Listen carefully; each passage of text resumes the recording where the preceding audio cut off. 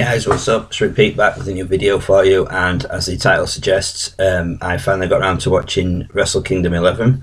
It was a long show, it's about 5 hours long. That included the pre-show, so it was very harsh on the ass. Plenty of drinks during it, but it was a good show. I enjoyed it. So without further ado, here's my quick, or as quick as I can do it, review of New Japan Pro Wrestling's WrestleMania equivalent. All I'm going to say is, before I start, they started 2017 off with a bang. If this is how the rest of New Japan Pro Wrestling's year is going to go, I have every intention of checking out as many of their events as I can. WWE, take note. From what I've seen on social media, they have taken note. Apparently, there was something on the internet that I noticed saying that WWE have said already that they want WrestleMania to rival Wrestle Kingdom 11. All I'm going to say is good luck with that one. They have the roster, but they don't always have the creativity, and it's very rare that anywhere but WWE do you see sort of the bullshit running endings, disqualification endings and stuff like that. So yeah, good luck to WWE trying to follow this. So here we go. This is my review of Wrestle Kingdom 11. Before the actual show, they did a pre-show. It was a New Japan Pro Rumble. First match of the night. I'm going to say it was a pre-show. It was definitely worth watching. If you think planning on watching it, get this as well. It's definitely worth watching. Michael Elgin. I knew him originally as Ring of Honor, but he seems to spend most of his time in Japan now. He was the first one in, and by the end of it, it just completely dominated things. If you include eliminations made by the several wrestlers at once, Elgin eliminated like half of the people in it. There were some New Japan Pro Wrestling veterans in there. Scott Norton was in there. A guy called Tenzan. I'm not familiar with him, but obviously the commentary helped. And Jushin Thunder Liger, who I do know. There was Cheeseburger from Ring of Honor, and even Billy Gunn, XDX, member who's representing Bullet Club for the night. Elgin won the Rumble. The last person he eliminated was, ironically and funnily enough, Cheeseburger. The next matchup was Tiger Mask W versus Tiger Mask the Dark. It turns out that this was Kota, sorry, you're going to have to bear with me on the pronunciation of some of these Japanese names. Kota Ibushi versus ACH. Some people watching it, me included, may have been confused by the whole premise of it. Luckily, the commentary from Kevin Kelly and Steve Corino helped to explain things. The short version is that basically there's a Tiger Mask anime cartoon, and this is a crossover match with wrestlers playing the characters from the show. So Tiger Mask W is the hero of the show, and he was played by Kota Ibushi, and the villain is Tiger the Dark, and that was ACH. It was a fun start to the main show, a good back and forth contest. Each guy got some great spots. It was only really a glimpse of what I've seen ACH do before, but yeah, it was a really good match. Tiger the Dark almost picked up the win with a huge tombstone. But, as in all good cartoons, it was the hero who took the victory with a Tiger Mask W bomb, which is also known as a Golden Star Powerbomb, apparently. Next up was Young Bucks versus Roppongi Vice for the IWGP Junior Tag Team titles. Great match, plenty of high spots from the Young Bucks, as you'd expect, but it just wasn't their night. They did all the usual things, hit plenty of trademark Bucks moves, and then just as they were going for more bang for your buck, that was countered, and Rocky Romero got the pin to get the win. So the Bucks lost the IWGP Junior Tag Team titles, which I was a bit miffed about, but on the plus side, they're still Ring of Honor and PWG Tag Team Champions, so still plenty of year to keep them going in 2017. And that is, of course, as I record this video. I don't know what's happened recently. Next up was the Never Openweight 6-man Tag Team Championship Gauntlet match, which was David Finlay, Ricochet, and Satoshi Kojima, they were the champions, versus the Bullet Club, represented by Bad Luck Fale, Hangman Page, and Yujiro Takahashi, versus Chaos, which was Jado, Will Ospreay, and Yoshihashi, versus Los In. Alright, you're going to have to bear with me now. I'm only going to say this once and then I'm going to refer to them as LIG from then on. Los Ingobernables de Japan, which was Bushi, Evil, and Sanada. From now on, they will be known as LIJ. This looked like it could just be one of the messiest matches of the night, as 6-man matches usually are. But the gauntlet stipulation actually helped things quite a bit. Ricochet, for a few people who may not know, also competes as Prince Puma in Lucha Underground, and he's just amazing. Finlay is the son of the person you're thinking of, Finlay from WWE, and Kojima has what looked like the best consecutive corner chops I've ever seen. It gets him in the corner, it's just bang, bang, bang, bang, bang, bang, bang, bang. It's just unbelievable to watch, and I'd rather watch it than be on the receiving end of those. They just look brutal. So the champions took luck of the draw. They were the last team to enter the match. The match started with the trio from the Bullet Club taking on the trio from Chaos, two of the biggest factions apparently in New Japan Pro Wrestling at the moment. Like I say, I dipped in and out of New Japan Pro Wrestling, but like I say, after this I'm going to try and check out as much as I can. Takahashi, who was in the Bullet Club, he's the little blonde dude, for those of you who may have seen a picture of him. He's also known as the Tokyo Pimp. He brought his own version of a hoe train to the ring with him. I've seen him enter the ring with various really, really attractive Japanese ladies before.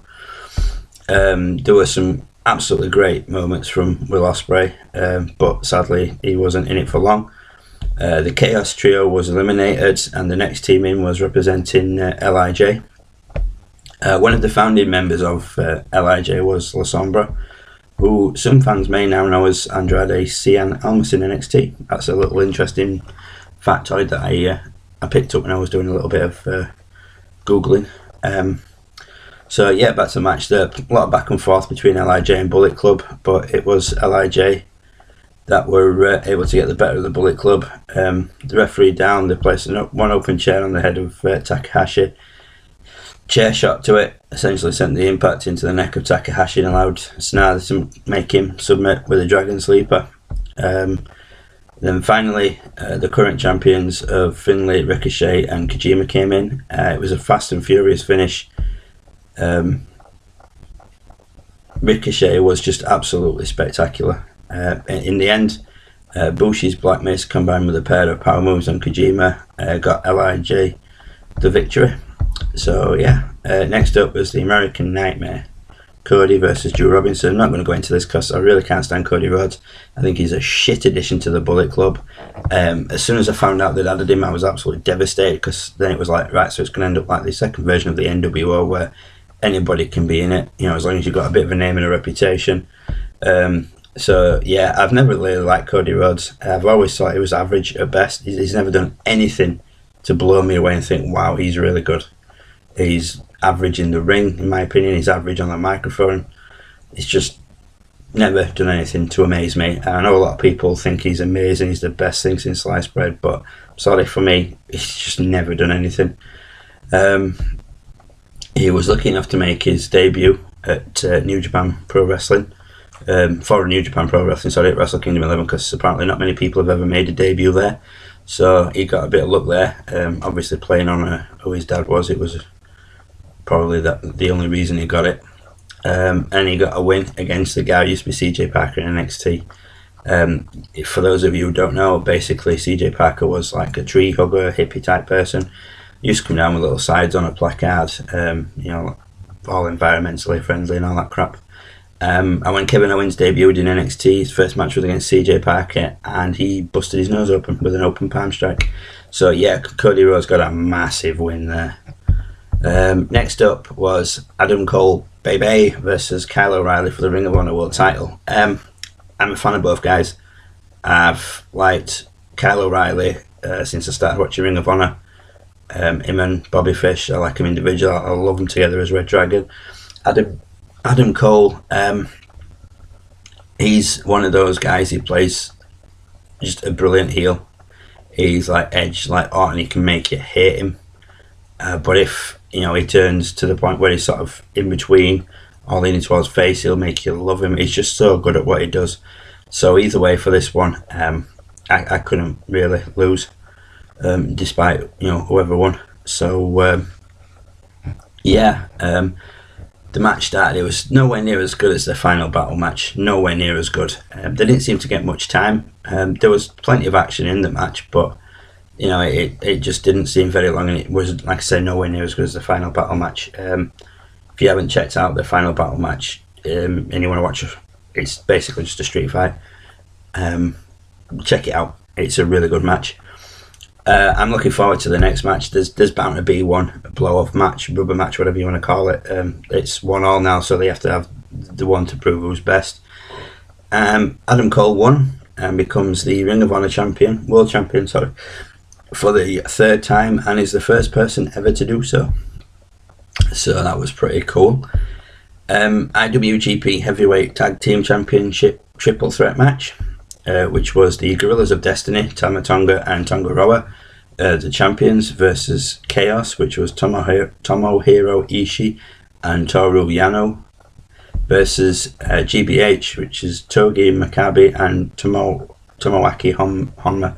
Like I said, you have to apologise. I had to write down. So if you see me looking, I'm sort of writing down. I made notes as I went through. So yeah, you have to bear with me on the pronunciation of the names, because obviously Japanese names are really hard to pronounce. This was another chaotic tag team match. It featured three very different teams in style. Togi Makabe and Tomoaki Honma came out on top in New Japan's annual World Tag League, which is how they got into this championship match. Ironically, or interestingly, funnily enough, depending how you want to look at it, the team they defeated in the finals of the World Tag League were the current champions, the Gorillas of Destiny. I say current champions, obviously, as this is before the match has started. Unfortunately for those, the match had the X Factor, which was the pair from Chaos, Ishii and Yano, who managed to worm their way into the match and definitely sort of complicated things for the initial challengers. Tonga Roa may look familiar to anybody who watches this and who's watched Wrestle Kingdom 11, sorry, and that is because he used to be in WWE as Camacho. They portrayed him as Hispanic, and he's not. He's actually Tongan. So the Gorillas of Destiny are basically what the current version of the Usos wish they could be. They're just badasses. Tama Tonga's been in the Bullet Club for, I think, pretty much since it started. He's been like there all the way through. He's a beast. I'm a massive fan of Tama Tonga. I think he's great. Ishii is a badass, from what I've gathered and what you could pick up in the commentary, etc., and the stuff. Yano is as cheesy as they come. I've seen him wrestle a match where he was with the Briscoe brothers as their tag partner, and he's never met a rule he won't break. He's just one of those. He just doesn't give a shit. And Makabe seems to be pretty old school, like a pretty old school cool to him. It was a very interesting match. It looked like Honma and Makabe would pick up the victory, but Ishii broke up the pinfall in what would have, definitely been the end of the match had it not been triple threat. That sort of played into things as the Gorillas of Destiny went for a double suplex on Ishii near the end. They got him in the air, but after distracting the referee, Yano hit a low blow on both of them and followed it up with a roll up on Tonga Roa, and that got him the victory. It just came out of nowhere, just as in the blink of an eyelid. Boom, there you go, new champions. Next up was the Never Openweight Championship match, which was Katsuyura, which was Shibata versus Hiroki Goto. This was the second of 4 big singles championships on the line for the night. And it's, like I said, the Never Openweight Championship. I had to do a little bit of research on this. For those of you who don't watch New Japan regularly or are not familiar with it, the Never Openweight Championship was introduced in 2012. The intention of being something for the younger talent to aspire for. It was essentially set up for the younger end to have a title. And then as time passed, as titles do, it took a whole new meaning. Going into this event, there'd only been 8 men who'd held the Never Openweight Championship, and only 3 people have held it more than once, and they are Ishii, Togi Makabe, and the champion going into Wrestle Kingdom 11, Shibata. All 3 men, from what I can gather, like I said, from what I saw and from a little bit of Google exploring and digging up and what have you, are all genuine, legit badasses. They wrestle really, what the phrase is, stiff. So that basically means that a punch is a punch and everything like that. They're just really, really solid workers. So yeah, it's basically that Never Openweight Championship has come to represent the hardest hitting matches in New Japan Pro Wrestling. This one lived up to that reputation. It was just wow. Shibata and Goto actually have a history. Again, I did a little bit of rooting around and reading and digging around. They captured the IWGP Heavyweight Tag Team Championships at Wrestle Kingdom 9 from Luke Gallows, then known as Doc Gallows, and Carl Anderson, known then as Carl Anderson. And now they're just absolutely bitter rivals, hate each other, can't stand each other. And I suppose bitter is the way to describe this contest. It was just brutal, hard hitting. I was watching it, and even I saw the chops and everything. It was just painful. Goto, apparently, I've seen a few matches with him before, and he's one of those that sort of, I don't want to say he's Dolph Ziggler-esque in the fact that he gets the big moments, but they just seem to slip away from him. But he overcame that, and he was able to pick up the win over his former tag team partner and become the new Never Openweight Championship. So yeah, that's another match worth checking out. But like I said, do be prepared for sitting there to go ow, ooh, ow, because I was. Next up was the IWGP Intercontinental Championship match, which was Tetsuya Naito, who was the champion, versus Hiroshi Tanahashi. WWE secondary titles tend to struggle to hold prestige, anywhere close to like the top tier championships. Like the IC Championship is not really as prestigious as the World Championship. And it's one of those things. It's a shame, but it's what happens. But after the Intercontinental Championship was introduced in 2011, it was Shinsuke Nakamura who made that title just as important as the world title. He won it first in 2012, and he took it to a whole new level. In fact, like I said, after a bit of googling and reading around, Wrestle Kingdom 8 in 2014, he actually main evented against Hiroshi Tanahashi, and the IWGP Heavyweight Championship match was on before them.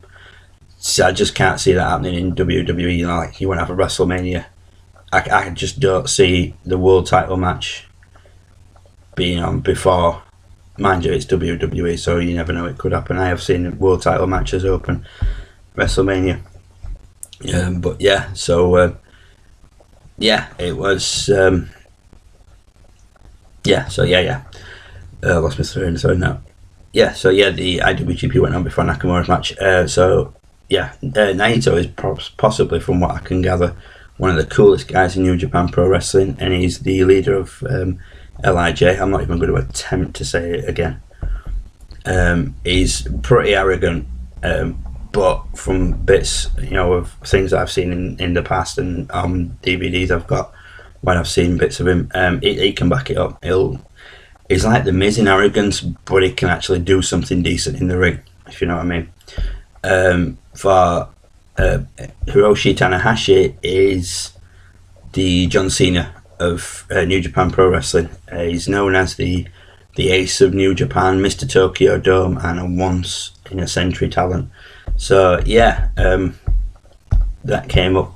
That was pretty interesting factoid to me. That basically you've got the Cena of New Japan Pro Wrestling, which a lot of people say is probably a bad thing that anybody gets compared to seeing it, but it's one of those things. Tanahashi, on a side note, has held the IWGP Heavyweight Championship a record of 7 different times. But he's apparently not had the best year of 2016, and a lot of people reckon he's on his way out. But it looked all right to me. The match lasted about 25 minutes, and it was intense. It was just unreal. Naito hit his finishing move, which is called the Destino, twice to finally get the win and retain his championship. And it also meant that up to press, he was the first person that night to retain a championship. And then up next was that match. Kenny Omega versus, I'm not even going to try and say his first name because I never can, Okada for the IWGP Heavyweight title. So basically, from what I'd read before I even bothered to get hold of Wrestle Kingdom 11, this and Kyle O'Reilly were the 2 reasons I wanted to watch it, mostly, and obviously to see the Young Bucks match. So yeah, they were the real reason I wanted to see Wrestle Kingdom 11. So for those of you who may have heard, and those of you who haven't heard, there's a pundit in the States called Dave Meltzer. Pundit, that's not the right word. Well, basically he reviews wrestling matches, and he gave this match 6 stars. So obviously a lot of people are jumping all over that, how the hell can you give a 6-star match when a 5-star rating, blah blah blah blah blah. So I was straight away like, I've got to see this match. 6 out of 5 stars. I have to see this match. Obviously, Bullet Club fan. I like Kenny Omega. I think he's a great talent. So yeah, I had to watch that match. Firstly, Kenny Omega's Terminator entrance was amazing. It was miles better than Triple H's piss poor attempt at WrestleMania that was basically done just to tie in with the fact that they've been, sponsored by Terminator Genesis. It was great. I mean, there was no major special effects. There was just like a little video, and then it came to Omega walking down to the ring with like a plastic calf robot mask on and a shotgun. Well, I'm assuming it was like a replica down to the ring. He has been doing like a Terminator style gimmick for a while now, especially when he's had the Young Bucks at ringside. He sort of kneels down with his fists on the ring, and then they sort of drum out the Terminator drum beat on the ring. I've seen him do it in Ring of Honor, which was pretty cool. So yeah, that match, amazing, absolutely amazing. There was so much back and forth. There was counters, there was outside action, there was aerial moves. Kenny Omega did a mental move from the ring right out into the crowd where Okada was. There was finisher kickouts. It was just an amazing match. I don't know about 6 stars. It was definitely a 5-star match, definitely. And a lot of people are touting that as match of the year already, and it's only January. I honestly do not see WWE topping that match. For anybody who's a neutral fan who loves watching wrestling, who no doubt will have seen that match, you know what I mean. For those of you who are strictly WWE fans, go on YouTube. There's plenty of opportunities to watch this match. Watch it. Don't look at it as a WWE fan. Watch it as a wrestling fan. It is an amazing match. It absolutely blew me away. It's going to take a lot to top that match. Like I said, I'm not sure it was a 6-star match, but I'd definitely give it 5 stars. Okada eventually retained his title, but like I said, it was an amazing match. I was just like really drawn into it. So yeah, that was Wrestle Kingdom 11.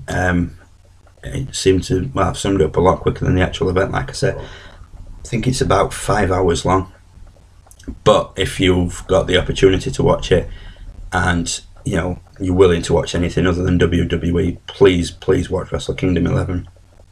It was an amazing event from start to finish. I thoroughly enjoyed it. If I can find somewhere where I can get hold of the DVD, I'm definitely going to try and track it down. So yeah, that was my review of Wrestle Kingdom 11. For those of you who have watched it, please leave me your thoughts, what you thought, you know, of the main event, and what you thought of the other matches. If there's anything particular that blew you away that I haven't mentioned, or that something that I've, you know, sort of skirted across. Obviously the Cody Rhodes match, but you know, like I said, I've never been a fan of Cody Rhodes. He's never blown me away. So yeah, that's, like I said, that's my wrap up of Wrestle Kingdom 11. Amazing event. I don't see WrestleMania being as good as that. Like I said, WWE have got the talent, but they haven't always got the creativity.